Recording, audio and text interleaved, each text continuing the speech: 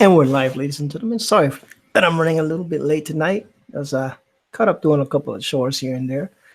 Uh, Set the links out to those that normally join the show, and let me get everything set up, and we can get a little bit of inking going, a little bit of practice. So give me a second, and we'll get everything running. How's everybody doing this evening?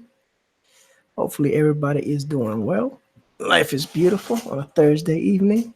Lots of news, lots of things happening. You know, we'll, we'll get to that in a minute. We'll get to that in a minute.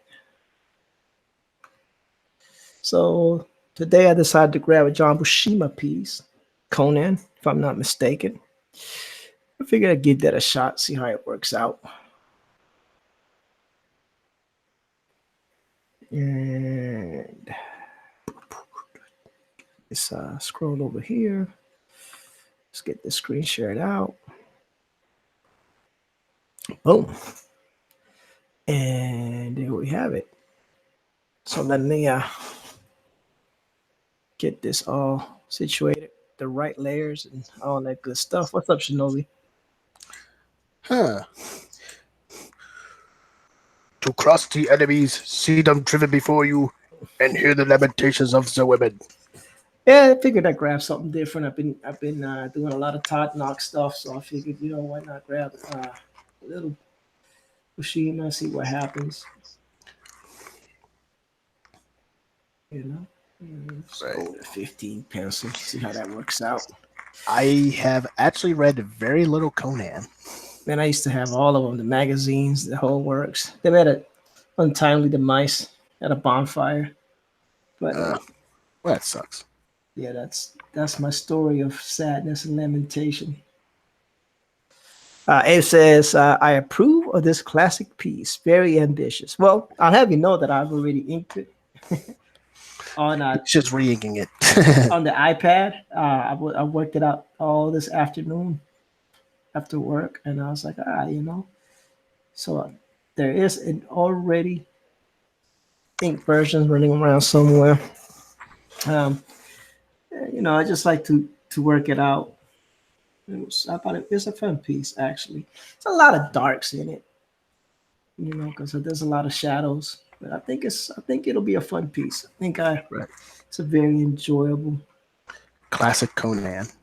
Yeah, people like it. I don't know. I know I do. But there's a comic book shop in this town, and they have a book where they got all the 11 by 17s of the original Conan pages.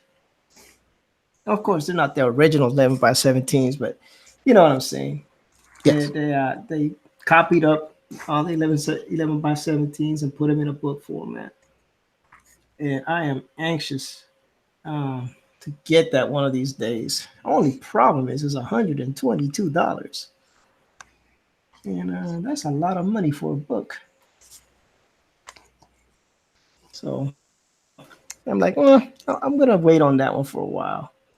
Okay, so this is after John Buscema, so somebody else did it. So all right, cool.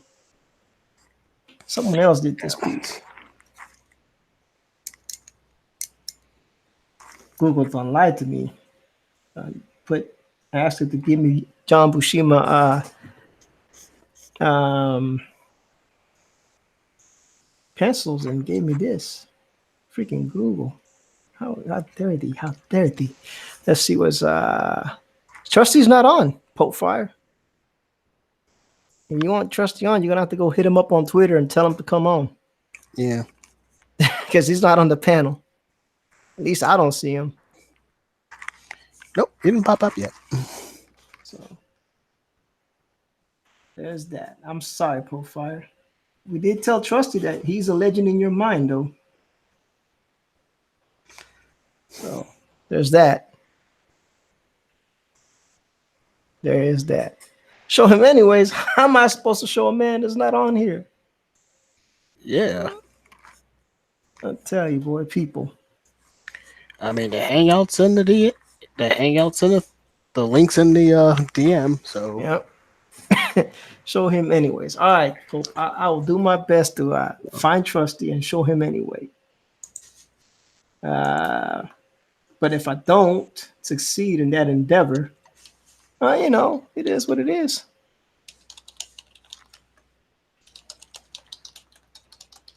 It is what it is.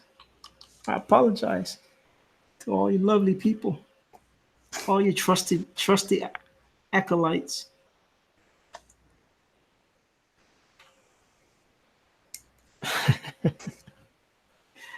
Yeah. Yeah. So yeah. Just, like I said, chilling. It's a lot of things going on in the news. Yeah.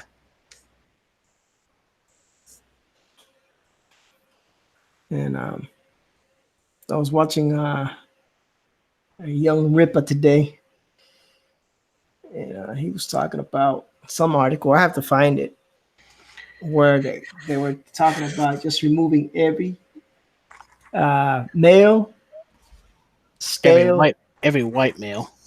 superhero. This is male stale superheroes.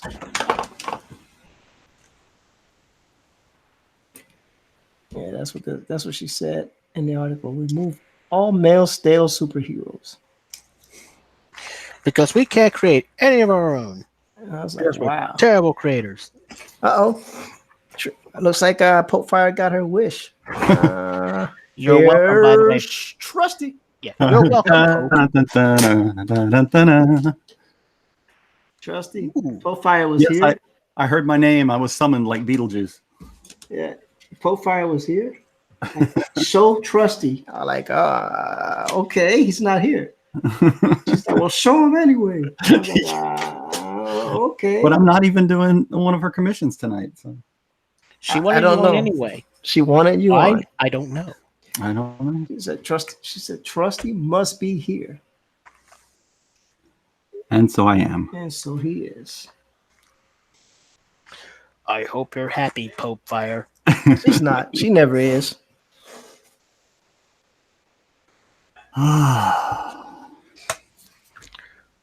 Yeah, that is the dumbest thing I've heard of as well. But the thing is that they're not even making a They're not even trying to hide it at this they're not point. trying to hide it right now. They're letting you know what their agenda is off the rip. They want to replace. Yeah. But Their agenda is to basically seems to be to destroy the industry that they had no hand in building. The thing is this. I don't mind like I always tell people, I love the Avengers because it's balanced.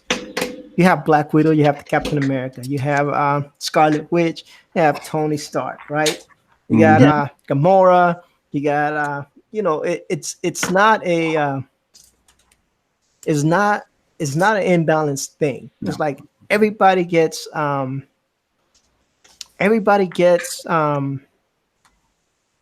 oops, I didn't mean to do that. View deleted message. Let me see if I can get this message back on. Put using that. Okay, whatever. Yeah, so so that's why I like the Avengers. Everybody got good. It was pretty balanced across the board. I like the fact that everybody got everybody was able to shine. Right. And I thought it was pretty balanced and pretty fair, and I liked it because of that, because it showed the teamwork, right? Yeah. And now they're like, no, we don't want to show the world how good it is when you have strong feminine characters and strong masculine characters that can work together and respect each other. No, we don't want to show that at all. We don't want to show that it can work the way the world was intended to work. No, we want to erase all the males out of Marvel and replace them with a female. Now, with all the female superheroes, why don't you just say let's capitalize on the female superheroes that Marvel has, and let's make some more movies about them. But no, we have to replace every single male character out there. Yeah, which I don't get. What's up, Just Rican in his comics? What's going on, bud? We over here just chilling. Yeah. Chilling. I mean, outside of a lack of creativity to create one's own character, I don't really get it either. All right, you got to go, cat. Uh-oh. Yep. Can't have a cat up on the drawing board. Come on. El gato has to go. Ah! Poor cat said, meow. It's late hanging out with the wife. I man, enjoy family time, Rod. Man, it's greatly appreciated you were able to drop by and say hello. Pablo Romero Art is in the chat saying hello. You can find him at Pablo Romero Art on Facebook, Instagram, and YouTube. All right, he's a good guy to follow if you like them 80s pinup girls. Pablo does some good stuff. That's good, man. Well, Rod, we really appreciate you coming out. Coming by to support and hanging out, man. As a matter of fact, let me see if I can send Alpha Rican that invitation. If we didn't link up last time, and I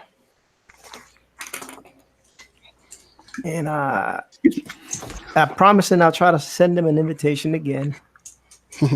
But I don't know. He's in Chicago, and it's pretty late for him. Let's see. Hydra says, remember, guys, I'll be having my first auction this Sunday from the morning till the evening. We're going to bring the heat. All right, man. That's awesome. I ain't mad at it. I'm not mad at much, despite people think. It takes too much energy to be mad. Yes. And to sustain it. Oh, okay. Reply. Here's the link. He said he's free now, so I'm sending him the link. All right. So Alpha Rican or Beauty and the Beard or whatever he's going by nowadays, he's got a book out. He's doing a book and he's got a YouTube channel. And I figured, hey, he's an independent creator. He's got a YouTube channel. Why not bring him over here? Invitation interview. Yeah, I'm gonna bring him on, Rod, and awesome. hopefully he'll draw with us and talk about his book, and we can bring him on in the fold, see what happens. This is impromptu, man. I'm pretty impromptu kind of guy most of the time. It works.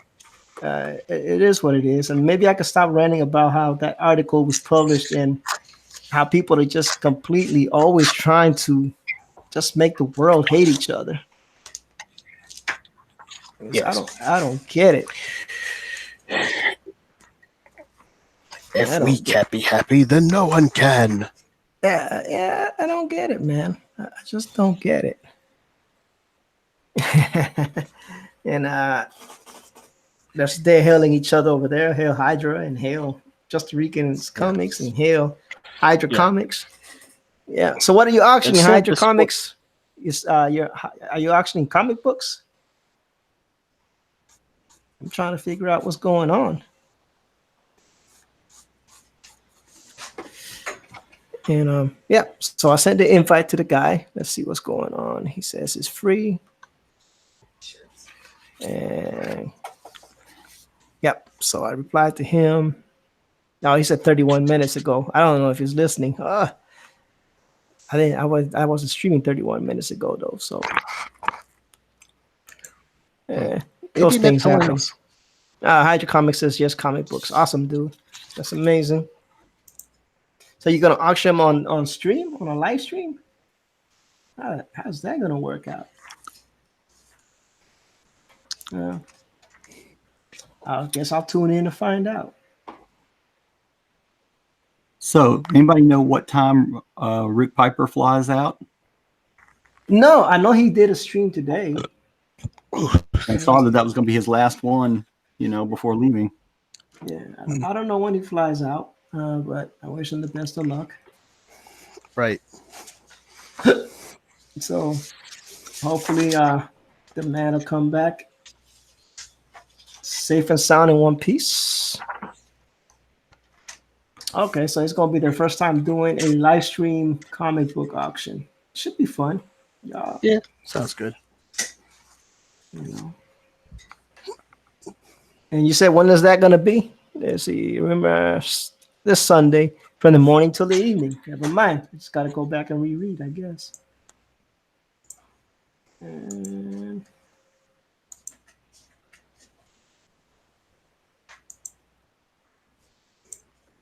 we'll see what happens. Let's see what we got going on. So Trusty's inking another skunky piece. I just can't get enough. Can't get enough. I don't blame you. Because Skunky is awesome.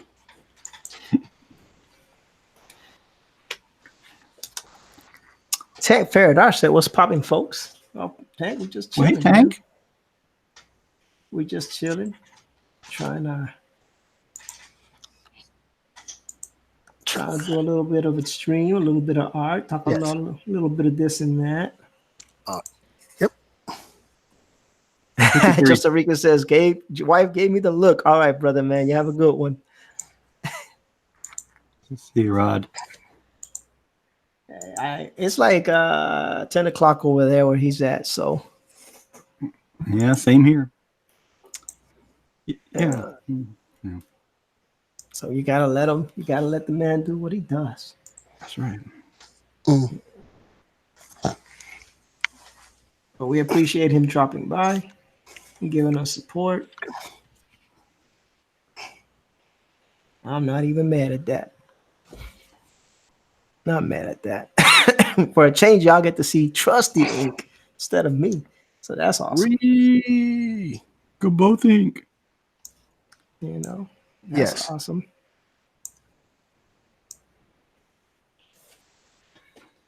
I want to make some gigantic. There you go. Gigantic impact on artists. All right, well, man, you know you got my email, Rod. So just let me know, bro. Hit me Right. up. Let me know what's up. You know, or if you want to get a hold of any of these guys, just let me know, and I can make that happen for you. You know, it's not a big deal, brother. We're pretty cool peoples. Yes, we are pretty cool people. You know, we try at least. Yes. At least we try. Got to go. Stay tuned. All right, brother. Have a good evening.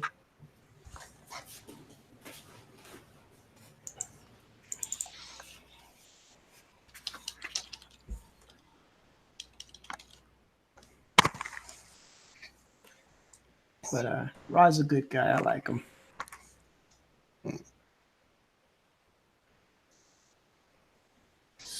Yeah, I've only caught like one live stream, with him and Perry Comics and Comic Jabroni.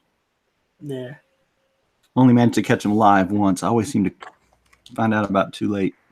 I don't know. You know, YouTube's got this whole problem with notifications. Yeah. Yes. I actually had people waiting on me tonight because I was running late because I was washing dishes. I was like, oh, let me wash dishes before. Oh, crap. It's already 7 o'clock. Right. That's not good. Yeah, I was hanging out over in Jiminy Cricket's chat before we got Oh, started here. Oh, snap. We got 2 people. Josh Chris Arts is in, and Beauty and the Beer, or AKA Alpha Rican, is in the house. Man, I'm glad. I'm so glad you can join us, and welcome to the show. I'm here. So this are the other artists that hang out on my show. I'm gonna introduce you real quick. The guy drawing right now, Trusty Sidekick, and we got Shinobi Raccoon and Josh Chris Art and myself, and then of course Alpha Rican, or what's the name of your comic line?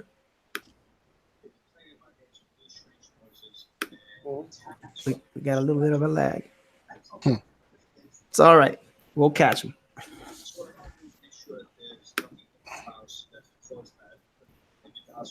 In the meantime, how you doing, Josh? Yeah, I'm doing good, buddy. Just I got watching the. Did you ever see the movie The Love Guru with Mike Myers? No. Man, it's of course just a typical Mike Myers movie, Right. back in the day, and I forgot how much I enjoyed it, and I was in the middle of it, and I was like, "Oh crap, it's time to stream." I'm late. It's okay. I was running late as well. yeah. Let's see if we get Alpha Rican if he can hear us.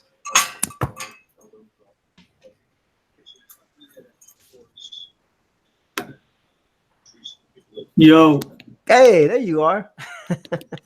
Can you hear us? sorry, man. Yeah. Yeah, Had to it's get my headphones on.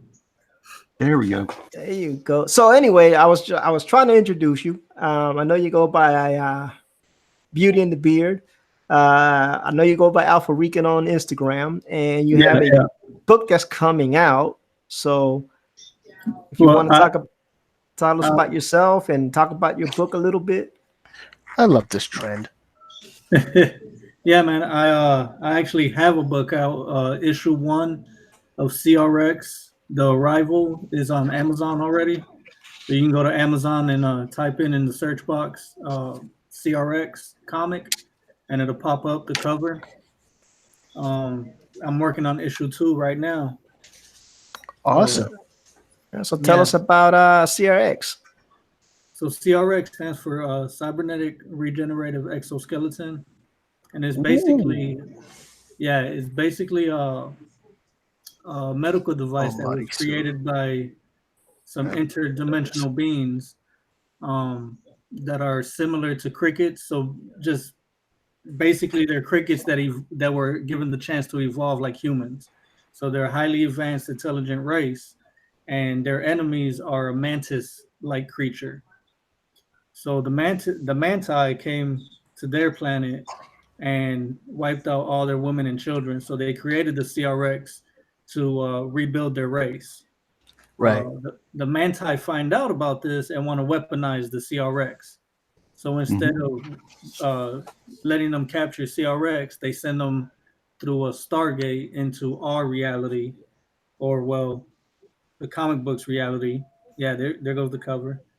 Yeah, I have to find it real quick. I like to show people the artwork. You know, our community likes the visuals. Looks pretty cool. Thank you. Yeah, so CRX is like basically, if you want to say maybe similar to the Venom symbiote, except it doesn't need a host, and it's not violent like the symbiote. It's more like when it comes to Earth, it runs into this ex-gang member from Chicago, and basically the host is more like the Venom symbiote, and the suit is more like the human. Yeah. Nice. So how long? It's more like a liquid metal than anything. It's an artificial intelligence. Okay. A T-1000 if it were a symbiote. Exactly. A mixture of that. That's a good way to explain it. A T-1000 mixed with a symbiote. That's good. So how long have you been working on these projects?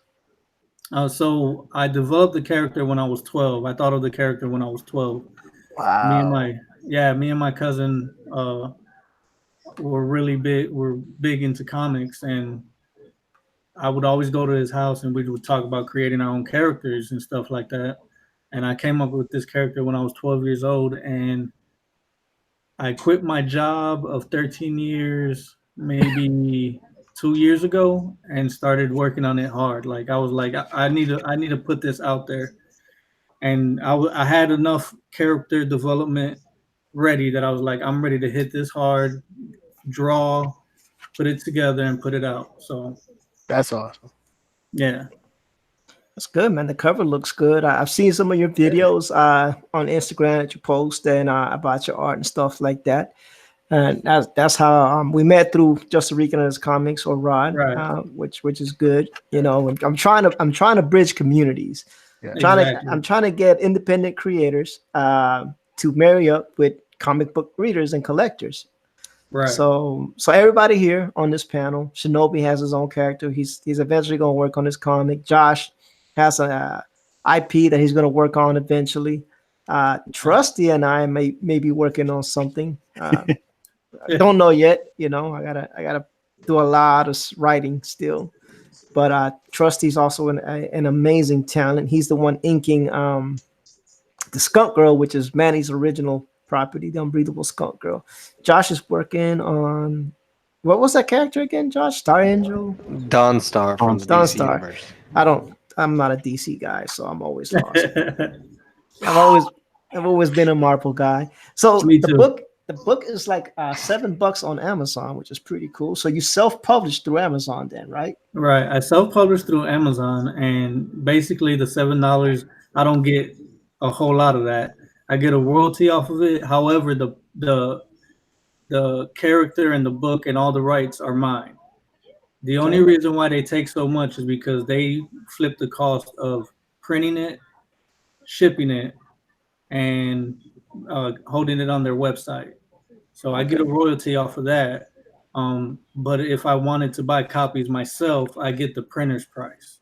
So I get a decent price, and I can make overhead off of that. The only Right. downside, I'm sorry. No, go ahead. The only downside to doing it on KDP is that you can only sell it on Amazon because the ISBN that they provide you is only good for Amazon sales. Oh, okay.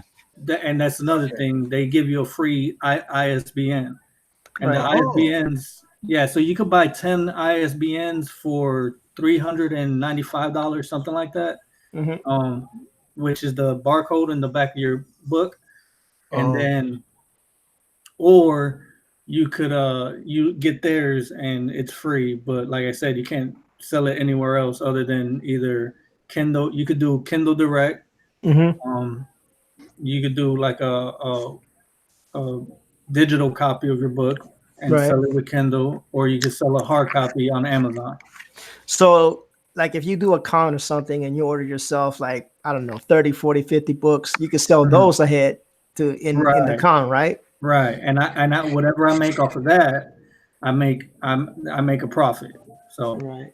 Okay. yeah. It's not bad. So I suggest trying to go through, if you're still wanting to self-publish and have the money. I'm still working a job. This is more of a passion for me. Right. I'm not really trying to become rich or become famous or nothing like that. I just enjoy drawing and putting my stuff out there. Right. But if you have the money and you want to make the investment, I suggest buying your own ISBN and going through like Ingram Sparks. I think you got to pay a $49 fee to get to join them, and you just use your own ISBNs and you can sell anywhere. So you could actually sell to like Barnes and Nobles and stuff like that. Oh, Oh, nice. I see. Yeah, so I suggest going that route if you have the money. But if you're a starving artist like me, KDP is where to go because everything's free. It's easy to upload, and you're making royalties and you're putting your work out there. Nice. So, Now, what do you use for your drawing software? Using Clip Studio, Adobe Photoshop? I'm using Photoshop. I want to get into Clip Studio. Do y'all have any experience with that? Because I heard it's better for comics. I'm actually running Clip Studio. I think Shinobu's running Clip Studio. I'm using it now. Yeah. Okay. I just like it because if you're gonna do that through Kindle and Amazon, it does have a Kindle publishing format where you just put your information in and the program automatically just exports it to a Kindle format. Oh wow! So it'd probably make it easier too to export it to a paperback. Yeah, because it has layouts, doesn't it? Can't you do your layouts? You can do layouts. You can do it two ways with Clip Studios. There's two ways of doing layouts. You could do it in layers where the layouts don't touch each other and they're in different layers, and you could draw whatever you want to and move it around without messing with the other with your other panels in the layout. Or you could put them all on the same layer, and you can do like one of those big action scenes where you can jump from one panel to the next in the same page, or you could old school just draw them in by hand if you wanted to. I like using the layer. I like using the layered format. Not that I've done anything like that, but I mean I do small stuff like I do layers too. Yeah, like I have the thumbnail for the thing that says, digital bullpen episode 18. Every single one of those squares is a different layer. So if I have to just move something out of the way, I can just do it. If someone changes their logo, I could just open that layer, drop it in there, and I'm not messing with anything else. Right. The only problem is the file gets big with multiple layers like that. So and at Okay. the end, of course, when you export it, it flattens everything to the Yeah. PDF, so it shrinks the size. But I do like Clip Studio. Josh likes Photoshop, but Josh is an amazing colorist as well. So I can understand Josh's love for Photoshop. Like Josh is really good colorist, apart from being a good artist as well. Yeah. I don't really hate Photoshop. I just don't want to have to deal with Adobe's subscription program. Yeah, Yeah, that's where they get you, because having to pay that monthly subscription, that not having to do that would come in handy. Yeah. And with Clip Studio, you could buy the Pro version for like what, $219 or something like that. No, that's the EX. The Pro is like $50. Yeah. Okay. So the extra is $219. It's the one. The extra is the one that you want if you want to publish books. Right. I would go that route anyways, just to make sure I have everything I need. And I would tell you this: catch it on sale. It goes on sale like every few months, and it'll cost you half of what you're talking about right now. Yeah, it's still gonna be like 100, but it's not that's gonna be bad, though. It's not gonna be 229. It's gonna be like right. 100 and something. right. So, but that's what I did. I caught it on sale, and then I just bought the EX. And I'm not a professional artist or anything like that, but I figured, why not just get the full bang? Well, yes. Right. Because what if I do become good enough to do something? Then I don't want to be that right there. Like there's all different levels of artists. You know what I mean? Right. And there's all different levels. People are gonna love and dislike other things. Everybody has their own taste. So you are a professional artist in my eyes. So these guys are. I'm just an inker. These guys are awesome, dude. You should see Trusty does some great things, man. And Pablo Romero says hi. And everybody's saying hi. He says lots of Ricans here. Yeah, just two of us. Just two of us. Yeah, there's two Ricans, one black guy, and I have no idea what.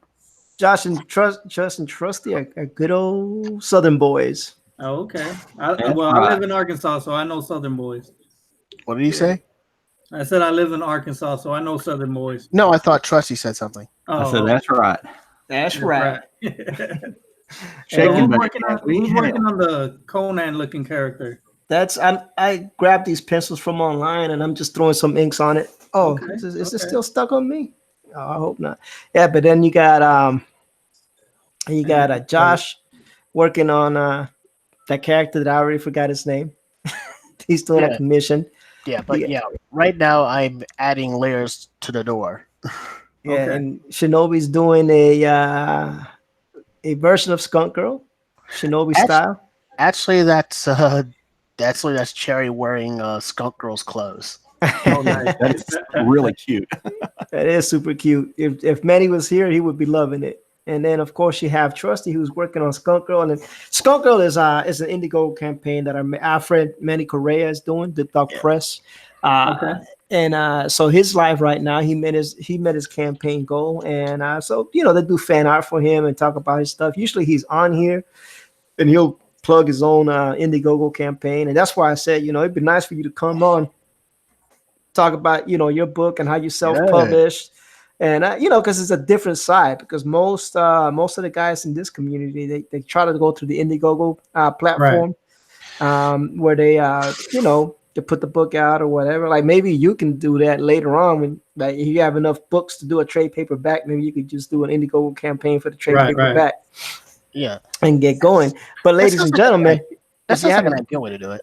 Yeah, I mean, if that's I talked to some publishers, Rice and Sun Comics, and some other independent publishers before, and that's what they do. They do most of that for the love of the book. But then when they have enough books, they'll go on a Kickstarter or Indiegogo and do the trade paperback, and that way they can pay more. They can get more money for their artists and creators and whatnot.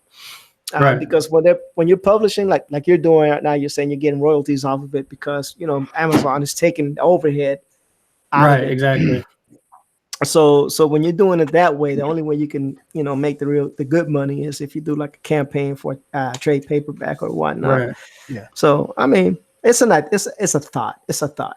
But for sure. you're one of the few people that I know that have actually decided to go and self-publish on Amazon. So I was very intrigued, Mhm. Yeah. about how that worked and how it's been working out for you and Yeah. does it at least keep you in materials money? Like, are you still making enough for materials? Yeah, man. I do commissions on the side too. I Yeah. also do graphic design. So I have a degree in graphic design. So Oh, okay. I You're well do versed. fairly well. Um, I'm not living off of it yet, so I still have to work a 9 to 5. But like I said, I do it for the love. I do it for the passion. I enjoy the journey. Like I was telling Just Rican, I enjoy the journey and just being able Yeah. to sit down and afford myself the time to draw Yeah. Right. and not have to. Nice to I- at least be able to do something with the craft, even if you're not doing it not as like a 9 to 5 deal, isn't it? right, yeah, exactly. Just and being able to put it out there, like um, I used to think the same way. Like when I'm good enough, I'll put it out there. And nowadays, like I said before, there's no gatekeepers. Yeah. So with all this technology at our fingertips, you could put your work out there and people will love it, people will hate it, but you know what? You at least I could say I have a comic book, you know? Yes. That would be awesome, man. That'd be awesome. So so we got one. The book is on Amazon. I posted the link in the chat. It's $7.99. So it's not gonna Mhm. break the bank. How many No. pages is that book? So the first one's 28 pages. And then the second one's gonna be 24 with some extra artwork that I'm gonna put in it. So I'm gonna put in some nice little splash pages and stuff like that.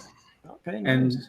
in issue 2, the story really picks up. You start to see a lot of the interactions between CRX and the host's name is Crooked. That's his street name, but his real name is Thomas Reyes.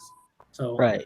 you'll see a lot of interaction between them two, and yeah, so you'll see a bunch of action scenes. You'll see what the Queen Manti is up to. That's the antagonist, and you'll see what's going to happen later on in the rest of the issues and how everything's going to go down. Yeah. So lot more action in issue 2. Issue 1 is more of setting up the story. That's why I call it the arrival, because Right. it's showing all the major players in the book so far. And then issue 2 is going to be called the Unity, which shows the interactions between CRX and Thomas.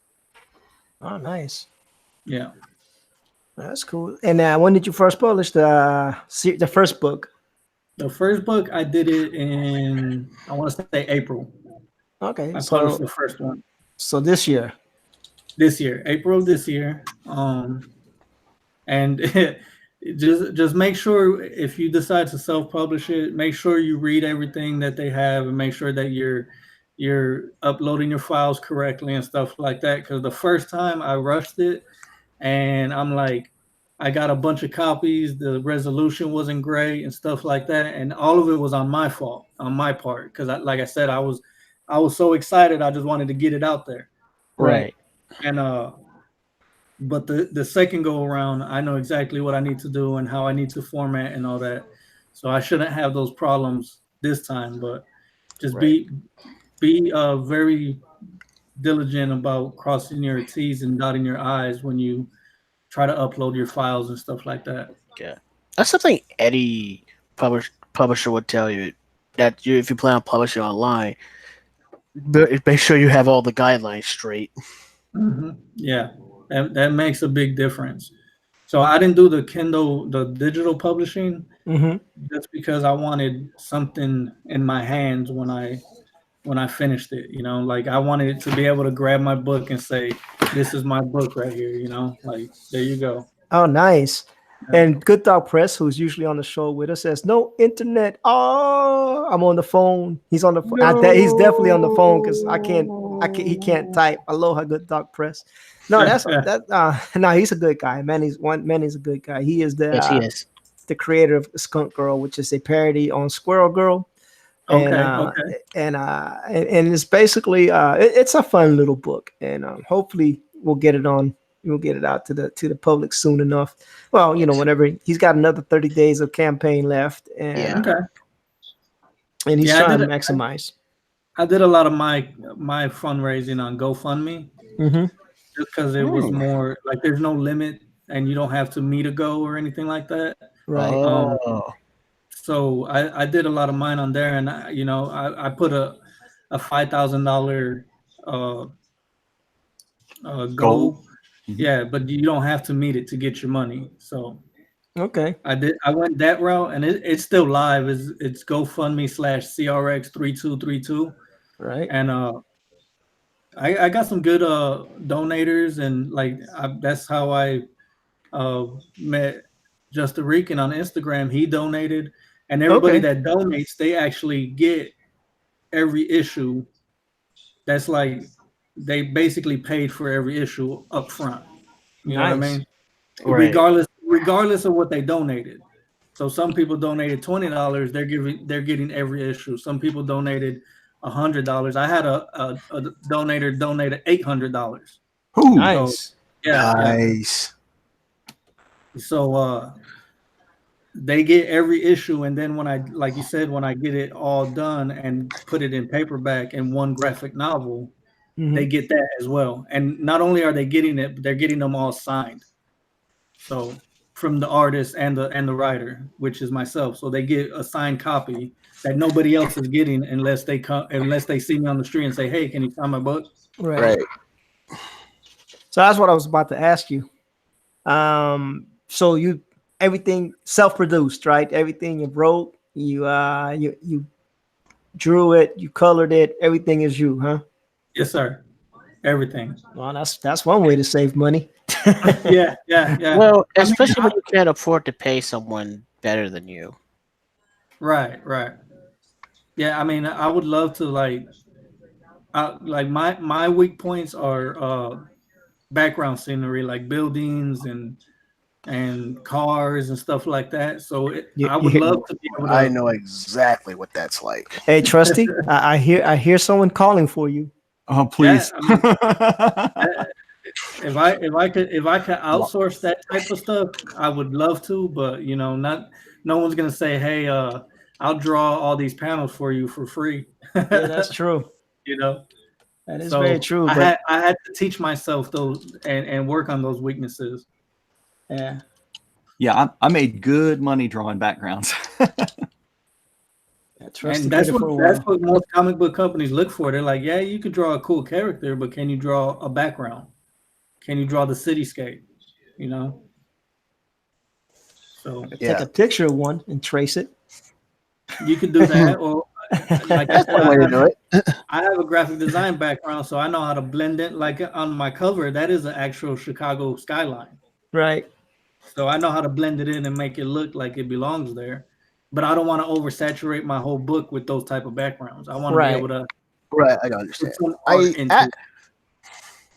Yeah, funny you mentioned that because in my how to draw a noir, they actually show a technique where you can take a black and white picture and a black and white photo and fix it so it looks like a black and white drawing. Yeah, you could do that. You could do that with a building. You could do that.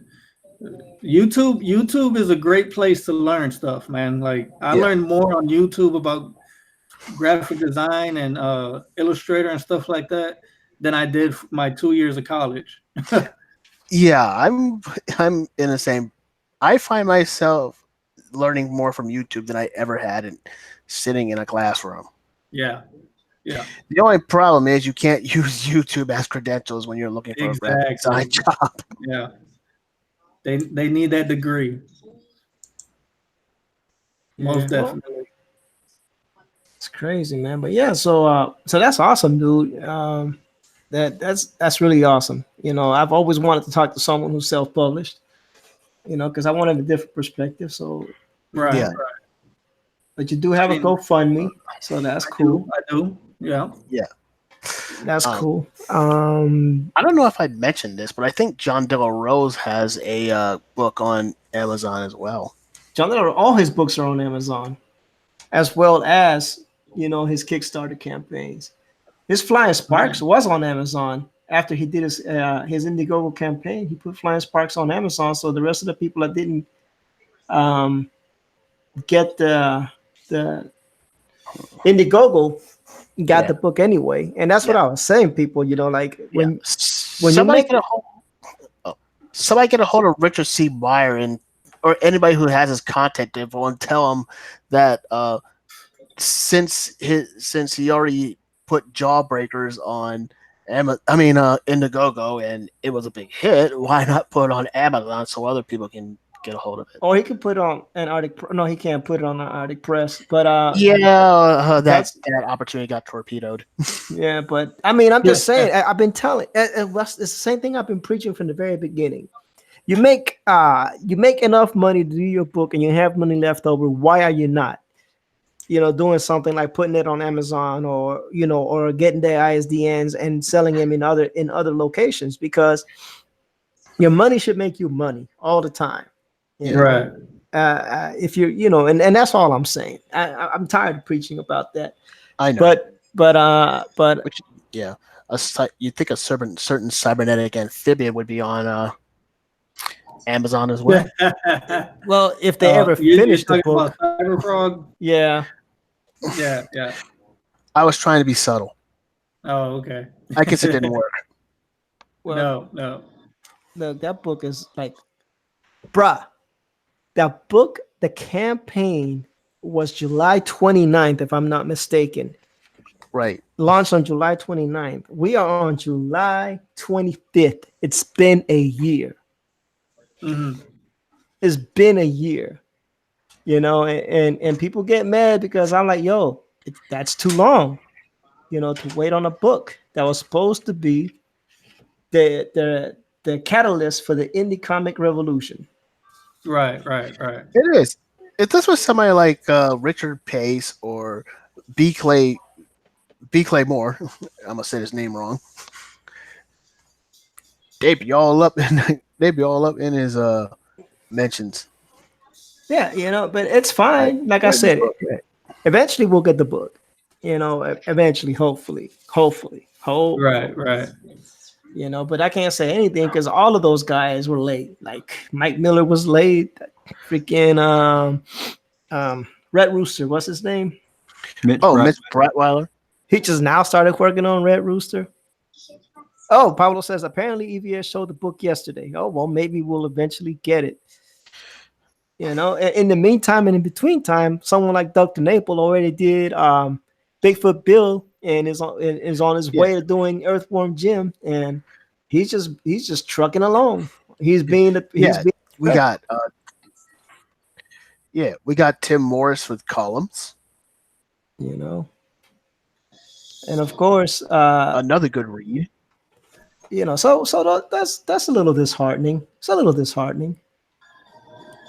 But yeah, like if you make that kind of money, and the thing is, you don't have to put the whole book in. Like if Cyberfrog is 84 pages, last count I heard, right?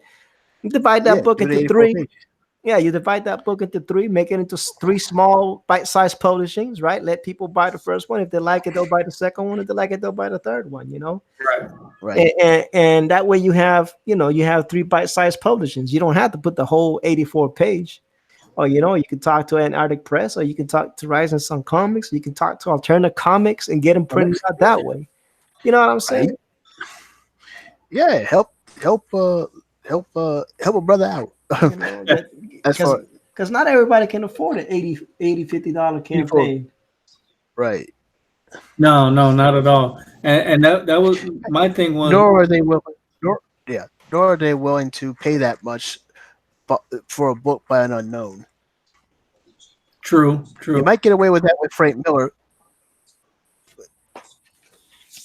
That's true too. Like not knowing the artist and not having anything already published or out there. That was one of my things. Was like I don't want. That's why when I have it on Amazon, I'm like, yeah, it's $7.99, but believe me, I'm not getting all of that $7.99. Oh no, we know, we Right. know, Yeah, we so know about it's that. like I know I'm not out there, but I'm trying to get out there. We're not mad, and that's like I said, we Nope. wanted to bring you on. I know that appreciate you're it too. on a different time zone, and you're in the Midwest, I believe you said. Um, and get you maybe a couple of new sets of eyes. Yeah. I've been drawing, so I didn't see. Did you show any interior pages? I didn't have any. Yeah, I can. No, they don't. They only show the cover and the back of the book. I don't know why. So here's one of a page I really like. I'll show Let me- you. I mean, So this is when they start coming into Earth's atmosphere, Okay. and then so it's basically like sci-fi meets Boys in the Hood. So you have like the urban feel, but then you have the scientific side of it. So it keeps I going love from that like outer space into the hood, outer space, the hood. Yeah, the hood don't get too many aliens. Then there's another interior page. That's before the CRX lands on Earth. Yeah, that's good because you really need. I know me personally, and I'm sure a lot of people like to see some of the interior, art before making a purchase. Because I've seen a number of campaigns that had a beautiful cover, but then the interior stuff was just not quite up to snuff. Right. And 9 times out of 10, that's going to be the case. But it should look. It should at least look like you got something. Right. you got like Like it shouldn't look like something you put together in like 5 minutes. Like, here. Marvel, we're looking at you. I like that style. It's kind of like a graffiti style. Yeah. I'll try to make it have a urban feel to it. Sci-fi hip hop. Yeah, I remember back in the day when I used to draw a little that was graffiti. nice. So yeah, I'm proud of my book. I'm not gonna sit here and lie and say I'm the best artist, but I work my ass off putting that book Yes. together. Nah, man, I can't knock that. You know what I mean? Right. I can't knock the hustle. Can't knock the hustle. Nope. Let's see, Josh. So you working in grayscale and then you're gonna color it? I don't color, man. I'm colorblind. He just inks. I just ink. I see yours. I'm talking about the pinup. Is that Squirrel Girl too? Oh Skunk? yeah, the Skunk Girl. Or Skunk Girl? Yeah, I don't know what Trusty's gonna do. I'm just black and white. Oh, I think Shinobi's the guy that he's looking at. Yeah, with the I think. grayscale. Oh, okay. Oh, This one, yeah. I might do that. I'm just You're just looking. working in gray to make. I'm just make- grayscaling it. I'm just grayscaling it right now. Right. Okay. Because I've seen that technique before where people will do like their grayscale and then they'll overlay with the color to get their shading. I've actually done that. You get a good look out of that. Yeah.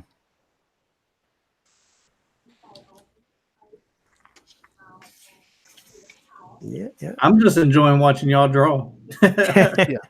Yeah. That's what we do on the Colors show. make me- Colors make me a little bit nervous because I'm not exactly the best at it, but Same.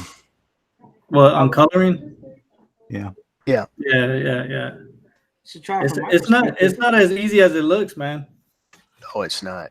Should try coloring when you're colorblind, man. That really is intimidating. Who's Well, hey, colorblind? I am. Are you No. really? Yeah. Wow. That's why the Twitter handle's colorblind E. Yeah. Yeah. So I just do inks and stuff like that. Pablo says, "Why are you looking at me?" I didn't say you. I said looking at Marble, Pablo. I didn't know you was Marble. We're talking about the interiors. I said we're looking at you, Marble. Looking at you. And DC too. Hell. In certain I said cases. Pablo too. Well, Paulo does good work, I think. I mean, for the most part, when he's not playing around, he's a good. Yeah, that's what we do.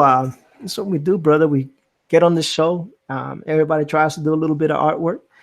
Shinobi works on Cherry Blossom, and Josh is always working on somebody's commission. He's always busy. Right. Trusty's always working on someone's commission too. He's always busy. And I just kind of host, try to keep the conversation going, Exactly. engage the chat as much as I can. Right. And, bring people on like you whenever possible, and chat with them, talk about the process, and all that good stuff, which, like I said, it was very interesting because, you're one of the few people that I've been able to talk to that has actually self-published. And that's a different insight, a different way of looking at things. Because Right. you got to have alternatives, and if people don't know what the alternatives are, they're not gonna, Yeah. Because everybody saw that EVS had, that $250,000 campaign, and people got to realize that's not going to be every campaign. Right. No, it's not. And First off, EVS certain people in Comicsgate gave EVS a name and a lot of, and especially in the case of EVS and Richard C. Meyer, the controversy surrounding them helped boost their sales. yeah, it's not. Controversy could do that. Yeah. Because if it wasn't for that, if that thing with Mark Wade didn't happen, there's no way Jawbreakers would have been the success that it was. I don't see it. Yeah, actually, I didn't mind it. I like the other one better. What's this other book he did? Iron Sights? Iron Sights. No, I liked them too, but I don't think he would have had the amount of success that he had without that whole debacle with Wade. Yeah. Oh, sure, because the campaign blew up after that. I mean, it was already doing well, of course. Yeah. But then once that happened, it just, it blew everything out of the water at that point. Right. Those things happen, but like I said, you know, sometimes, you got to understand that, crowdfunding isn't always going to be the best alternative, and there's other ways. Right. I mean, that was pretty much kind of piggybacking off the point about how everybody's success on these crowdfunders is going to vary, and just because it worked for one campaign, it doesn't mean it's going to work. It doesn't mean it's going to work for yours. Yeah, Right. Paulo says he believes it was already at over 100K before the Mark Wade thing happened. Yes, Yeah. he's right. Yeah, because he was already being talked about by the pros. He got Susan Auger doxed him before that, and Yeah. Those things happen, Yeah. But those guys, they built their audience before. Yes. Oh, yeah. They had a nice big, group of people that followed them, and were ready to back their books. right. Yeah, that's key too. Building the audience before Yes. putting your work. I know another artist that did that. I don't know if y'all heard of him. He's on Instagram as the artist I am, Henry the artist I am. Yeah. And his book was Hanzo, and he built his. He said he spent 2 years building his audience before putting his book out. Yeah. And That's where I've been for the past couple of years. yeah. So that helps big time when you have people that already know what you're putting out and are willing to fork out money to get a piece of your work, Right. Yeah, and Pablo's over here backing that up, saying Zach had 50K followers when he did his Indiegogo. Yeah. Yeah, Oh, you have to wow. have a lot because not everybody's gonna back the book. Right, Because right. when I came across Comicsgate, I was looking for a place to build an audience or at least expand. And Comicsgate just happened to be in my pathway. Nice. Yeah, I don't have that many followers, but you know, So hopefully, you know, thanks, we can. thanks to people like Jimmy and Rod, the Rican, you know, that are interested in Right. knowing what I'm doing. I mean, I'm getting some eyes on what I'm doing, so Yes. No, hopefully it'll help a little bit. You know, I'm not a big channel myself. I'm a hey, tiny. I'm just happy to be here with you guys and with other Yeah. artists. Like legit, I'm not like blowing smoke up your ass or nothing like that. But I enjoy just talking about comics and you know talking about art. Like I could learn from you guys and I could teach you guys, and I like bouncing stuff off of other Right. people's. I I I don't have people in the community that are interested in the same thing that I'm interested in. You know what I mean? Right. Right. So to just even have that, like I'm not even worried about selling books or anything like that. I'm more worried about building this community. Yeah, this what I was trying to do too, and that's why I was like, when I ran into Justin Rican Rod, Yeah. and I was like, man, this could be a perfect marriage of bringing Yes. artists with people that actually read the books, Exactly. you know, and hopefully, you know, we can get more interaction like with Perry Comics and Big Comic word. Book Jabroni and Right. you know, and more people like you that come around and you know bring the two communities together because a lot of people don't even know. You know, a lot of people know who the Unbreathable Skunk Girl is, but I'm pretty sure a lot of people like sure. Comic Book Jabroni and Perry Comics and all them other guys, they may not know Right. who the Right. Unbreathable Skunk Girl is. You know what I'm saying? Right. And we're not saying you know if you like what you see and you want to back it, awesome. You know, and if you can't, just spread the word. Can you just tell somebody else like, Right, hey, right. there's this book out, Right. you know, CRX or the Unbreathable Skunk Girl or Scalpel Seal that's coming out next month or you know whatever. You know what I'm saying? Chango. I can't forget about Chango, another Boricua. Oh yeah. Yeah, Cesar The Feliciano. artwork look good too. You know, so you know we want to push, you know, just keep spread, you know, keep spreading the word, Yes. and maybe people will come in, maybe they'll buy, maybe they won't, maybe they'll pass it on to somebody else, maybe they'll think it's too much or too little or whatever the case is, you know. Right. Yeah. That's what I always tell people. Like even when I'm posting on Instagram or Facebook or anything like that, I'm like, I don't expect you to donate. I don't expect you to come out of your money. But Right. if you could share it and give somebody look at it, somebody's gonna be willing. Right. Yeah. So you don't have to come out of your pocket. Support doesn't always mean money. It just means looking at what I'm doing and showing other people. Yeah, Right. definitely. And that's one of the things that I want to do, you know. It's Yeah. like I would like to see like just like Rod did with you, you know, bring you on the show Right. on his coast to coast or whatever, and do some interviews with some of our guys as well. You know, just get some more eyes out, you know, and whatnot. He did a favor for us when he did a little plug for Chango, which I greatly appreciated. Yeah. I saw that video. Yeah, you know, and you know, Cesar Feliciano, he's a really good guy as well. He's cool. I like You him. know, and very down to earth, former Marine, you know, served the country, did all his stuff, you know. Looks like Good guy. Huh? Looks like Jimmy. Looks like me. Yeah. We look alike, Yeah, even though he's they're- older. Yeah. Yeah.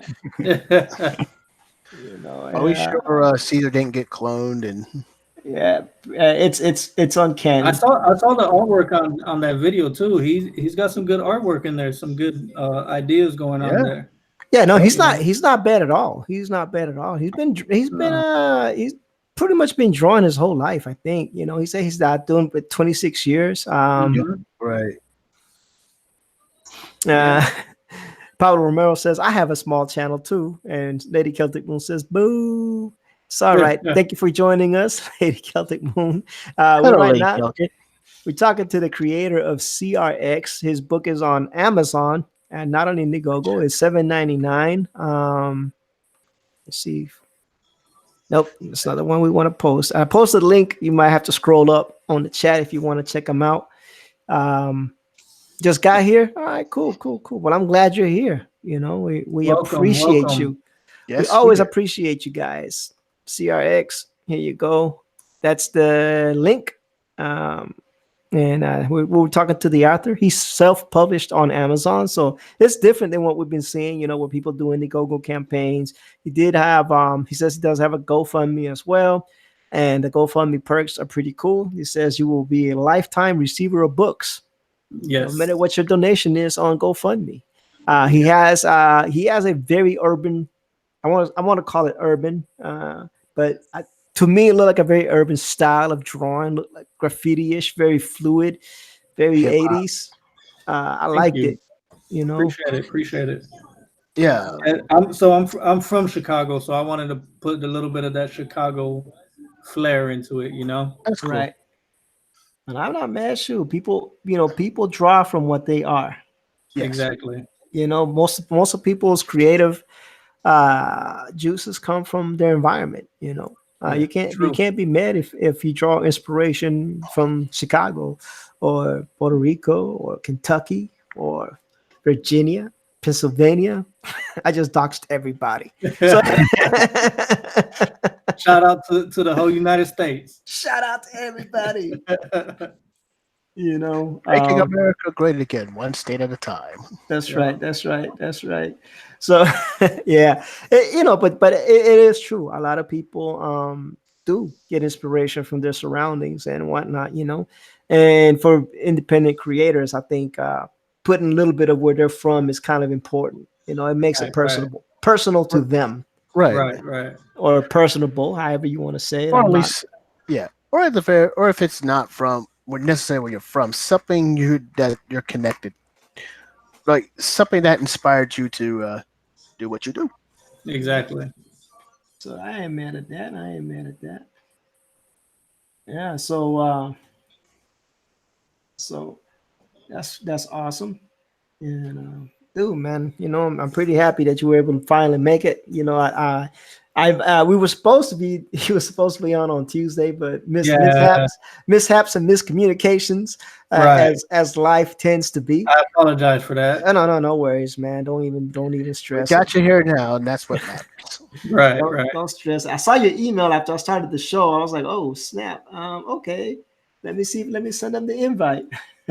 Yeah, so I work at a hospital during the week, and I got to be up at 4:30. So I'm usually in bed by 7:30. I'm old, so Look, you know, bro. You don't have to tell me about old. I'm old too, but man, I don't get up at 4:30 for nobody. yeah, right. So nobody. Like you can get if it's that important, you better catch me when I wake up. Like there's not enough amount of caffeine and monsters to get me up at 7 o'clock at 4 o'clock in the morning to do anything. Hey, when you work at a hospital, it's expected of you. So that's why I get it. Like when I woke up the next morning, I'm like, oh shit, I didn't know he meant this Tuesday. Because those are like stuff like that I have to plan. Oh, okay. So like tonight, I was like, you know what? I'm gonna take a nap. I went ahead and took a nap, and I was like, I'm gonna make sure I hit them up. Yeah, no, I appreciate it, man. Shoot. When you send me the email, I was like, okay, cool. Let's do this. Yeah. We're always happy to have new artists and new guests, and like I said, we're here. We're on my channel on Tuesdays and Thursdays. We're on Manny's channel on Mondays and Fridays. And anytime you want to hop on, and draw or whatever, right? Draw along with us or talk about your book. How are y'all doing this on the screen like this? So I use so on the Hangouts. If you look on the left, if you look at the left, there's a little green box with an arrow that says Okay, share I see. screen. Yeah. Yeah. So we're just sharing our tablet monitor screen where we're Okay, drawing cool. at. What are And- y'all and, drawing on? I'm using Clip Studio and a Huey on Canvas GT220. You like it? The canvas? Yeah. Yeah, it's amazing. It's got a textured glass, so it feels like paper. It's Right. way cheaper than Cintiq. Yeah. That makes a big difference. Mine I bought it on sale for like $6, and it's originally like $8.59. So Okay. I got it on an Amazon's fire sale or flash sale for like $6, 600. I'm sorry, and Nice. my wife got it for me for my birthday. That's I've had it for a year now. Okay, so And- that's 2018. Yeah, Okay, but this is older than that. This tablet has been around longer. This is just like it's like you know how the Cintiqs is still the same model names. They've been around forever. You know, they don't just keep cranking out new tablets. Yeah. but- Because not everybody's gonna be paying $3,000 every year. Yeah. Josh wants a Cintiq, and God bless his soul if he can get it. Good for him. So I told him he could get it, but I don't know if his wife and his budget is going to allow it. but no, Josh is a serious artist and a serious colorist, and Right. a guy like me, I'm not going to color. Say I don't need it, but I do like it because like when I ink and the few times that I do draw, but when I'm inking and whatnot, I could just easily share the screen, and Josh right now he's got a camera. I pointed at his desk. And so is Trusty. Trusty is using a camera pointed at his desk. And Right. Shinobi, what are you using? What, I am using the exact same thing that he is doing. with the Hue one? Oh no! I'm doing a Wake. I'm sorry. I thought you meant the. I'm doing a Wacom tablet on my computer. Okay. Oh, that's tough. Very, very tough. Yeah, that takes real skill right there. Because you got to look at the screen too, don't you? Yeah, it took me a. All right, but like when I first got this thing, my lines were all over the place. Well, when you get a chance to get you a tablet display monitor, you're gonna fly through them things. Watch. Right. This is amazing because of the learning curve. Yeah. So I use a Surface Book Pro or the Surface Book. Okay.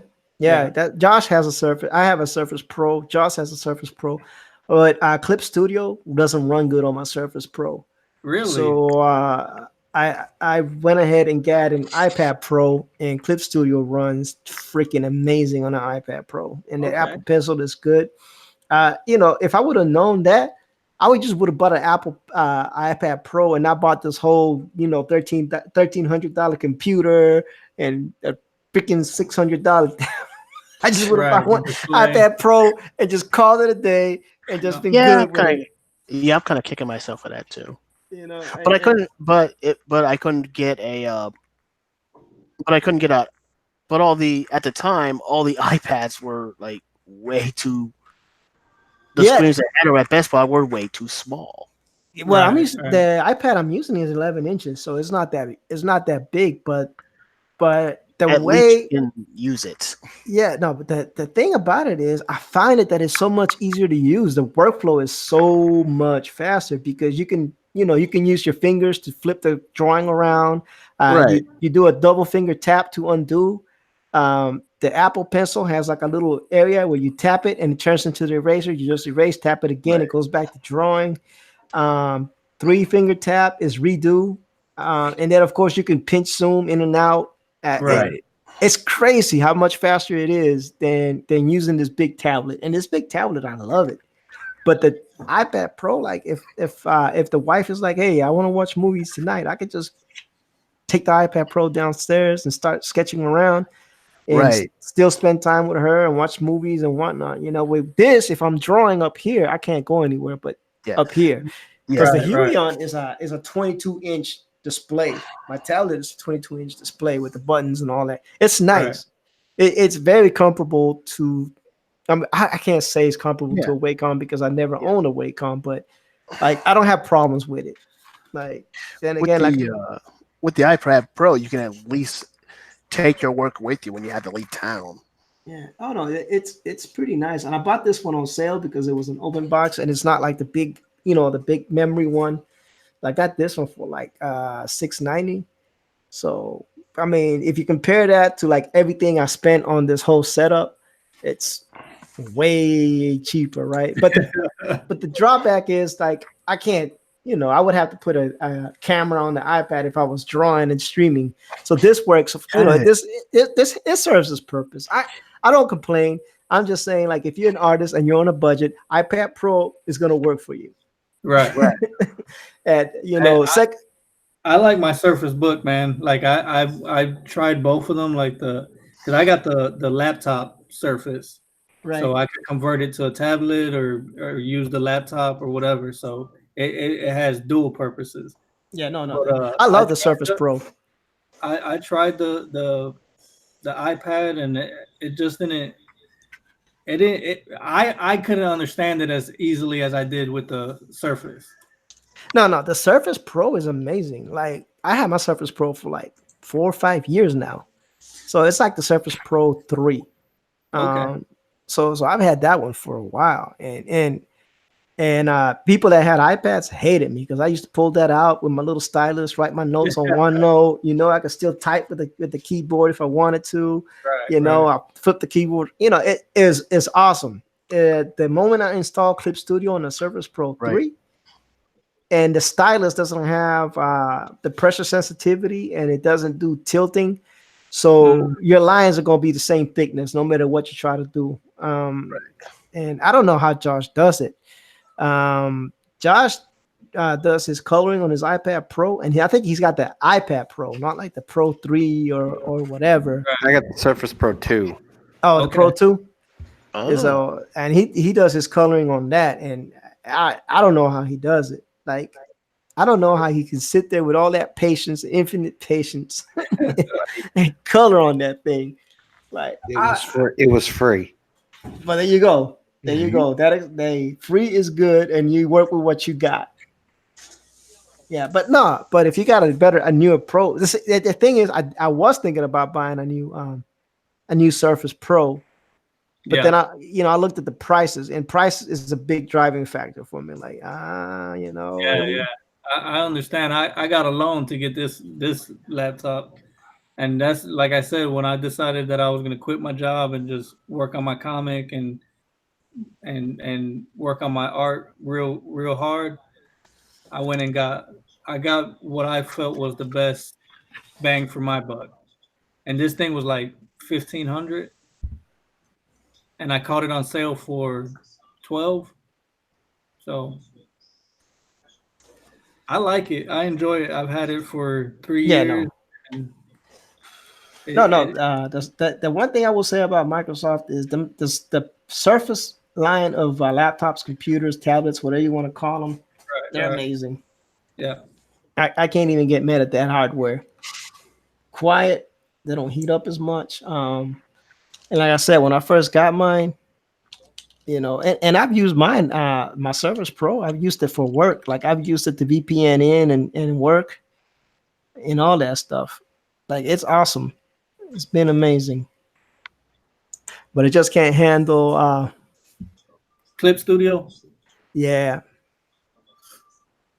That's odd. That makes me wonder if I want to get it now. Well, I don't know. I don't have like my Pro doesn't have like an i3 or processor or anything like that. Those are kind of expensive. So I'm running with the AMD processor. So if you're rocking like an i3, i5, depending on how much you spend on yours, it should be no problem. Yeah, I'm rocking with the i5. Yeah, then you should be no problem for you. See, I wasn't running anything on mine because at that time they were doing the different types. Where you can get, you can get the cheap one, which is what I got, right? And that wasn't rocking an i3 processor or anything like that. So I think that's what the problem is. I think that's what the problem is with that. Now, but I see that Hue on it. I see you doing those lines. Those lines are amazing. Like, yeah, no, thank you. And no, I have a gaming laptop that of course does the processing and everything for that. Right. So that makes a difference. Like, man, and of course I've been playing around with this program for a while now. So and I've got been the brushes practicing. and everything. Yeah, I've been practicing inking for a while. So I'm kind of like, I'm getting smoother with the lines. I'm not there yet, but I'm getting there. Right. I'm not there yet, but I'm getting there. I'm getting there. I think we're on Instagram, so you seen some of the stuff that I posted when I after I inked them, Right. stuff like that. This is what I've been inking. This is what I ink them on. This right here.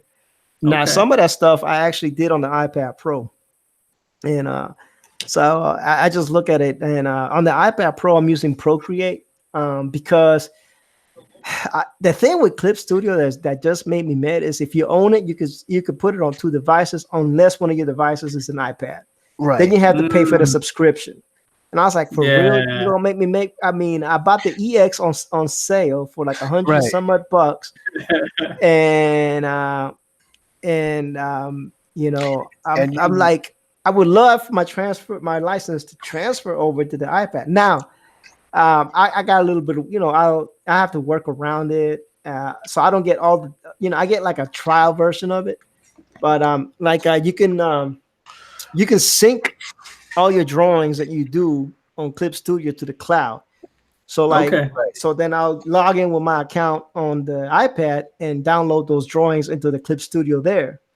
Right. And then I'll finish them up there, but the problem is because I'm running a trial version, I can't save them. So I take a screenshot. That's how I post them. I take a screenshot of them. So I'm doing all kinds of workarounds, Yeah. You gotta find a way. I'm doing all kinds of workarounds, and if people can find ways to watch get around Funimation to watch their anime, you can do this. So that's I do the best that I can. I'm like I said, I'm just a guy having fun. Exactly. I'm just a guy having fun. It's just another way to play with your artwork. Yeah. I mean, I kind of enjoyed digital because all the investment's already done, so I'm not wasting any more paper. I'm not wasting markers. I'm not wasting ink. Right. Go ahead. I still like doing traditional when I do my commissions, but the workflow for digital is so much, like the fact that I could just hit Control Z and go back and redo something. Mm-hmm. It's like when you're doing traditional and you're inking, if you mess up a line, that line is there forever. I know. Whiteout is your friend, and yeah. No, I do have a whole traditional setup as well. I just haven't done it in a while because I just kind of enjoyed this process. To me, doing it like this is really enjoyable. I can Control Z, I can or just flip the little button because this stylus for the Huion has a rocker on it, and you just hit the rocker and boom, it turns into eraser, and it's pretty good. So you don't even have to on the Surface Pro, you just turn the stylus over and it's an eraser. But on here, you just click the little button, and you can erase, which I like. I like it because, what the heck, Bateman says and his Spider-Man stuff is on pro level. I don't know what Spider-Man stuff you're talking about, man. Yeah. But yeah. So I kind of enjoy it, but no, for commissions, definitely. For commissions is definitely traditional is the way to go. Right. Tradition, because people are paying for that, and I've seen some people say, hey, do you mind if I draw your commission digitally and I'll print out the blue lines and then ink over them traditional? I don't mind. I personally don't mind. Some people might, some people might not want to go for that, and but like if you work faster that way, fine by me. But I have a commission like that where the guy did a Power Man and Iron Fist, and he did it on digits, and then he printed out the blue lines, and then he just inked them, and he sent that to me, and then that was that. Pablo says, I do commissions digital and traditional for fun. Well, yeah, Pablo, you always We're always doing stuff for fun, man. Pablo's really good too. You can never I get. need to check his workout. What's his Instagram? Hey, Pablo, what's your Instagram, brother? Yeah, I forget. I think I follow. it's Pablo Romero Art on Facebook, Instagram, and Twitter, and YouTube. Okay. Pablo Romero. Arts. I don't know. As much as I tease the man, I should know this by now.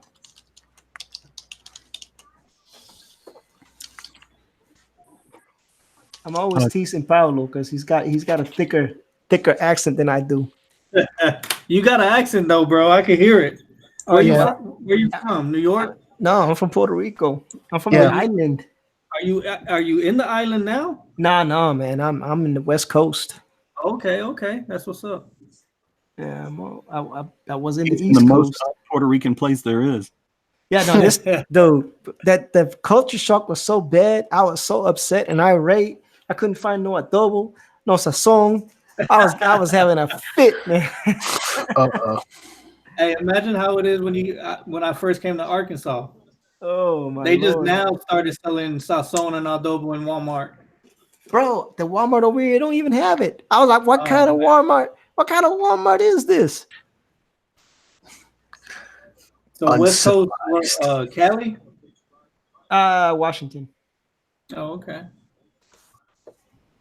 Yeah, That's what's up.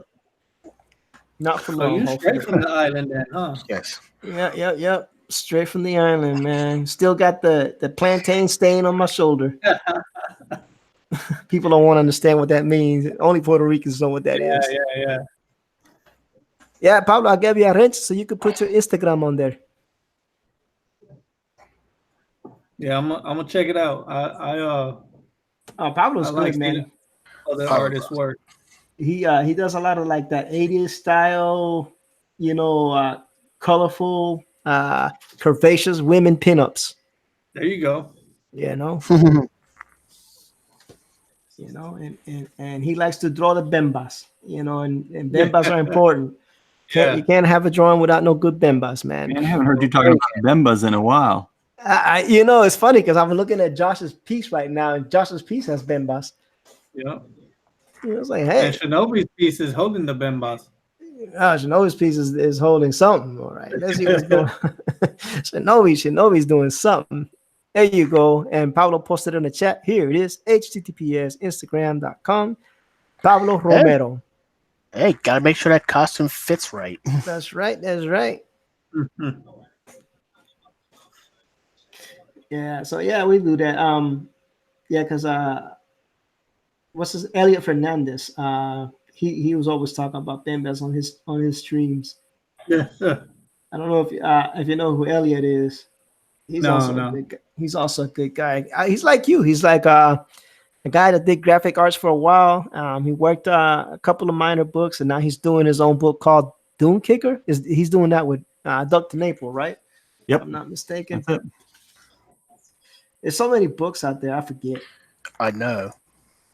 I think I back Doom Kicker though, because I do like Elliot. It's another Boricua, just running around. That's what's up. There's more than I thought there would be. Yeah. I was like, we're popping up everywhere. Okay, I'm fine. I'm cool. Yeah, Pablo's good, man. And he's a good guy. Even though I'm always making fun of him. But oh wow, Earthworm Jim hit 753K. Jeez. Oh wow. It's Earthworm Jim. No, but 753K is still a lot. Yeah, that's big money right there. Yeah, but I'm not surprised given it's Earthworm Jim. And when was the last time we saw something from Earthworm Jim? Bro, I ain't seen nothing from Earthworm Jim since I was a kid, but that doesn't mean that I've been It's looking the either. cartoon? The cartoon? That was like what, 30 years ago? Oh yeah, there was that was a cartoon of that, wasn't It there? was. What's going on, Saturday Shabby? morning. Shabby's I in remember the house. games. Yeah, the game. I played the games. So now they're trying to put a comic for Earthworm Jim, Yep. and it's from the creator himself. Yeah, The from creator? Dr. Naples. Mm-hmm. Okay. Nice. You got it. And he just hit 753K. That is still awesome. That's cool. Yeah, I like Doug. A lot of people might not like him, but I think he's okay. Yeah. He is definitely Doug is definitely an acquired taste, but Yeah, he grew on me. Yeah. he's definitely an acquired taste. At first, I really didn't like him, but then Yeah. He was under my radar for a while. but the fact that he did everything he said he was going to do, you know, Right. put his book out. He did the hardcover. He did the filigree.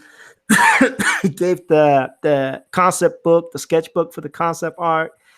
It was an awesome presentation. Like this book is a grade A, awesome presentation. Like you receive it, you open it, is amazing. You're not upset about it. And the read was not bad. It was a good read. But now that he has Earthworm Jim back, that's crazy. That because the book that he did was called Bigfoot Bill, which is a new creation, I guess. I don't know how new it is. I don't know how long he's had it on the projects, but the fact that he delivered, and it didn't take him a whole year to do it, Right. and the book was nice. It was a nice presentation. I don't know how many people received that book, but presentation was nice, top notch quality material. Paper was good stock. Colors were popping. Like I said, when you received that book, you were happy to receive it. You were like, "Wow, this is a good book." This is like I understand not everybody's going to be able to do this, but he collected a lot of money. He put a lot of money into it, And he delivered. and he delivered. You know what I'm saying? And that's important. He understands what business is. Like he knows that this is how you make money. You deliver on your promises and you give a good product. So I can't get mad at him. So I'm him hitting 700. I mean, off of one book with no 15,000 variant covers. Just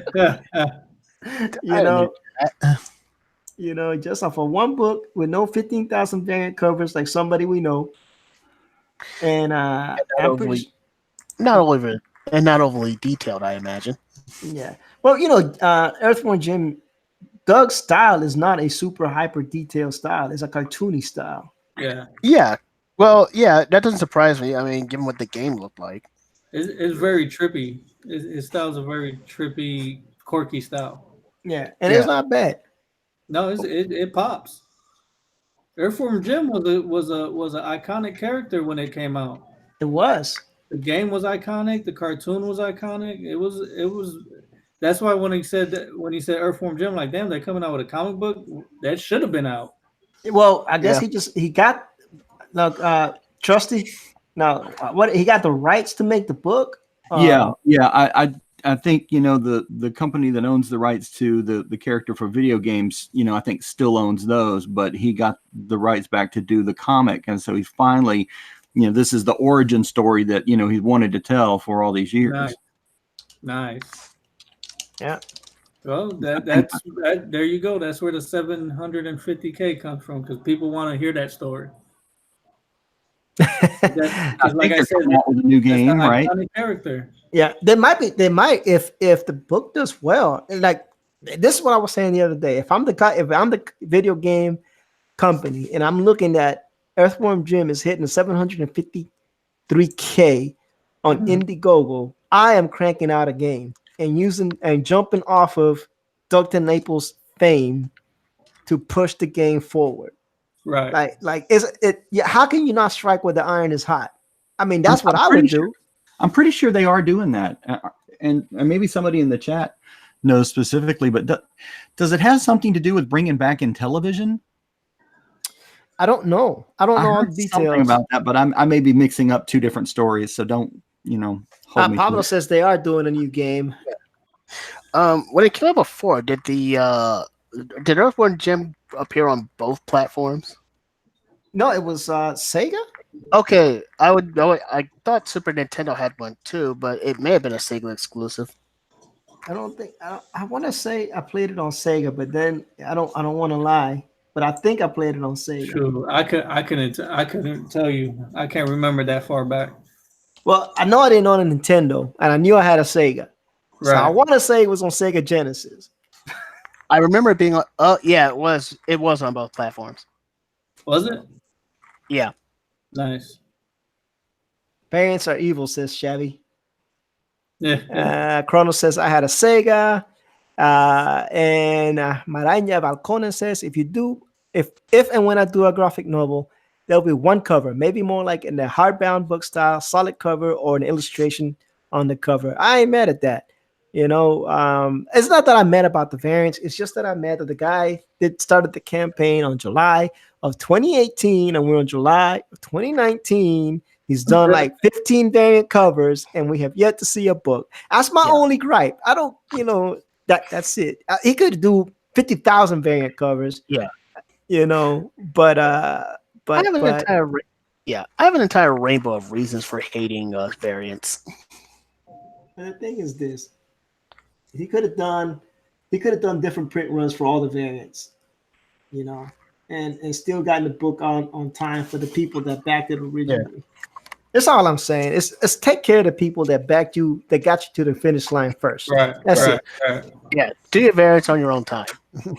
Sapalo says, I played on Sega at my cousin's house. He had a Sega. I agree. Spider-Man 666 holds the record for variant covers. I believe either 145 or 146. Not kidding. Jesus. That's a lot of variant covers. Mm-hmm. All we need is an A and a B cover. Yeah. And the B better be way, way better than the A. So yeah. Jeez, and I thought when IDW came out with the and I thought the variants were bad when the IDW comics first came out with their Ninja Turtles run. You had because I remember those, you had one cover with a turtle on it. Like, why? Because they know that's how to get you, But the funny thing is, people weren't that deep into collecting comics until baseball card collectors started trying to collect comics as a new form of currency. Baseball card collectors are the ones that started, trying to collect comics for value purposes. People that used to read comics. People that used to read comics weren't really into 50,000 variant covers and all that other stuff. They just got the book, they read it, they put it to the side. Yeah. And baseball card collectors, it's all your fault. Yeah, it is indeed. But that's my understanding of the history. I could be wrong. Someone knows better. You're more than welcome to. I think it has something to do with it because it's and for some reason it didn't. They saw. I think that the other part of it was they saw Action Comics #1 was worth I may have been in the billions at the time, I forget, but it was worth a lot of money because there were so few copies that were intact at the time, which apparently collectors didn't get. Yeah. Dr. Beckman has been trying to get on the panel for the last hour. Oh man. Yeah. So is anybody going to check out that Spawn 300? I probably won't. Why is Pope Fire saying so trusty and I am showing trusty? Trusty is here, Pope Fire. I don't know look at your screen. I don't know what just look at the doggone stream, Pope Fire. Trusty is on front row. Yeah.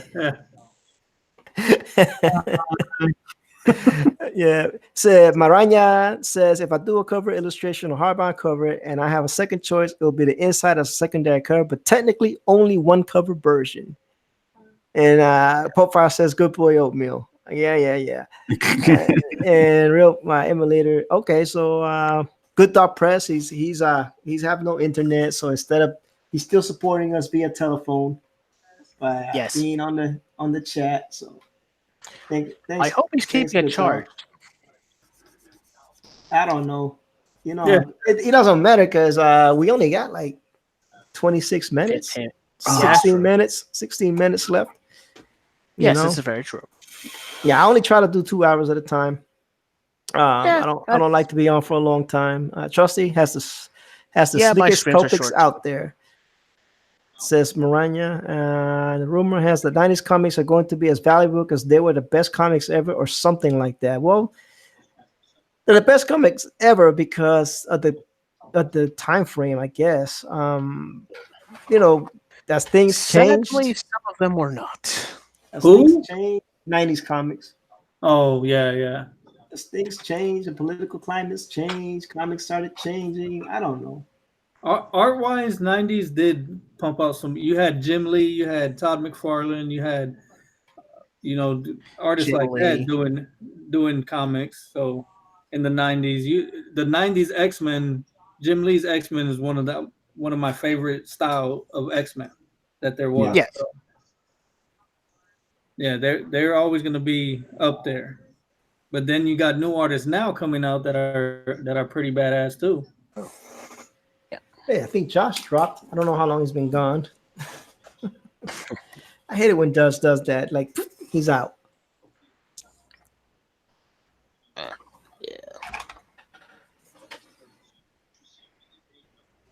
That Skunk Girl's coming out good, man. Thank you. I think I'm reached the point where I need to stop for the night, though. My eyes are getting tired, and when that happens, my lines aren't so good. Yeah, Right. You lose that flow. Well, Trusty's an old guy like me, Well, and I wanted to have something that people could look at when we got started, so I started working on this at about 9. So I was going for an hour before we got started. That's looking real good. And Maranya says, I've been doing my art cover and interior and practicing my craft every day. As simple as posted on my Twitter today. That's awesome. I'll have to check you out. I don't think I'm following you, but I'll do good. Whoa, Manny Correa. Manny, You made it. Yeah, I made it, but it doesn't matter. I'm on my damn phone. I can't show. Yeah. Yeah. Yes. Yeah, it is in Shinobi. Yeah, so good to hear you, Manny. This is Alpha Rican. What's up, man? He has a book on Amazon.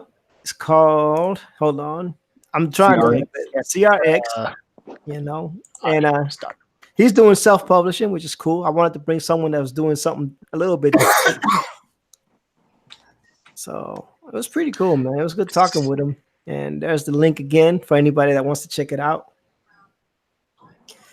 And Yeah, I appreciate you guys having me again, man. I really man, it's no problemo. Like I said, we're a small channel. I don't know how many eyes you're gonna get off of it, but hey, I'm not worried about that. I'm just happy to be hanging out with fellow artists.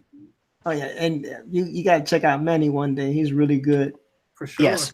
Well, hopefully I can get my internet back and do a stream tomorrow night. Right. What's your Instagram? Or matter of fact, you know what? I changed my Instagram name to fictional to my business name, so you can hit me up on Fictional Reality Arts on Instagram. Reality art. And I follow back. Fictional reality arts. Mm-hmm. That kind of sets the tone of how the book is. It deals with reality and There you are. events. Yeah, I'm following him on Instagram already. And I just followed. Awesome. I'll follow back for sure. No, like I said, we met on Rod's channel, Just a Rican and his comics. So yeah, when he had him on that one day when he was interviewing him, I was like, wait a minute, I think I know this dude. I think I know this guy. Well, By the way, Shinobi's a dope name. That's one of my favorite games. Shinobi. Yeah, I actually played. I've been playing the third game a little bit for the Sega. Okay. That's a classic. That and Ninja Gaiden. One of the hardest games, old school games ever. Yeah. For sure. That and Alter Beast was hard as hell too. Yes. Back when we didn't have, or they were just coming out with the easy settings. Right. Back when you actually game was over, you had to come back a week later to play. Yeah. Back when you had to get good. I think you're still locked on me, Ian. I'm not doing anything anymore. All right, hold on. Let me flip it up and put it on whoever's talking. Hold I don't think on. my camera's focused very well either. I don't know. It looked good on my side, Does it? All right. but I know the other night it was bad. It might have been my internet. sometimes. Oh yeah, I am following Maraña. Okay, cool. Rania. Control copy. Let me put it on the YouTubemus Maximus. Yes. Control V. There you Yes. go. Boom. And I just put up her DVI, and if anyone wishes to check that out. Yeah. Oh man, it's already 10 minutes till, man. Time flies. When you're having fun. Yeah, Right. time flies, man. We're sorry that Benny couldn't join us, man. Sorry. It's And no, all my good. Yeah, and no, my Shinobi Raccoon has nothing to do with Joe Musashi. So, ladies and gentlemen, I know all of y'all have been following us for a while, but the links are in the description for the Unbreathable Skunk Girl. So if you want to go check out Manny's campaign and give him some love, go to the description and hit the show more button, and you will see a link for Chango by Guapo Comics and the Unbreathable Skunk Girl by Good Dog Press. And if you haven't gone by already and checked them out, I need you to go ahead and go there. And if you have checked them out and you haven't spread the word, don't be greedy. Don't be selfish. Spread the word. Spread the word around. And of course, our guest here for CRX Comics, on Amazon, $7.99 for the first issue. Second issue, Dr. Bateman, we'll get you in next week, man. I just can't. Yeah. I got things going on, and I was trying to finish this thing out with our guest here. But next week we'll see what we can do for you. But check out the links in the description. And KG just came in, and so he's dropping links, But check out the description for sure. I was a little late today, but Matt, so I don't know your first name, bro. I just call you Beauty and the Beard. It's Francisco. Francisco. You want to Cisco, or you can call me Cisco. All right, Cisco. Yeah, you want to tell everybody where you can be found? Yeah, so you can find me on Instagram at Fictional Reality Arts on Instagram, and then that's the same as my Facebook page. And then I have my YouTube channel, Fictional Reality Arts LLC, where I show you progress work on issue 2. And then you can find me Francisco Reyes on Facebook. And that's pretty much it. Amazon, just type in CRX into the search box. And my GoFundMe account is GoFundMe/CRX3232. And there you have it, ladies and gentlemen. Shinobi? Okay, you can find me. I'm Shinobi Raccoon on both Twitter and Instagram. I'm also looking to kind of do some alterations on the way I do my YouTube videos. So be on the lookout for that. All right, awesome. Mr. Trusty Sidekick. I am at Trusty Sidekick 3 on Twitter, Trusty Sidekick Art on Instagram, and part of the Digital Bullpen here on Ortiz and Good Dog Press. And always open for commissions. Always open, and he's a great artist. All right, Mr. Manuel Correa, I know you're on your phone, but Well, you can find me on Good Dog Press every Monday and Friday nights at 10 p.m. Eastern. And you can get me on Twitter on Good Dog Press and on Instagram, the Unbreathable Skunk Girl. And please tune in tomorrow night for Good Dog Press. Hopefully I get my internet back because you guys going to want to see the first 5 minutes. That's all I'm going to say. Ooh, spicy. And of course, I am your humble host, E. Ortiz, and you can find me as E. Ortiz Arts on Instagram and Facebook. You can find me at colorblind_E on Twitter. And of course, if you're on the channel, you already know it's E. Ortiz on YouTube. So there you go, ladies and gentlemen. I want to thank our gracious guests today for coming in and sharing some of their stuff with us.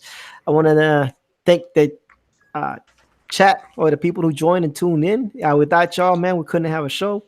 No matter if one of you shows up or 15 or 20 or 500, one day 500 will show up. It doesn't matter, man. We just enjoy giving y'all some good context, some good artwork, and some drama-free streaming. You know what I mean? So I hope y'all have a wonderful evening. God bless and good night. Thank you, guys. Have a good day. Bye bye.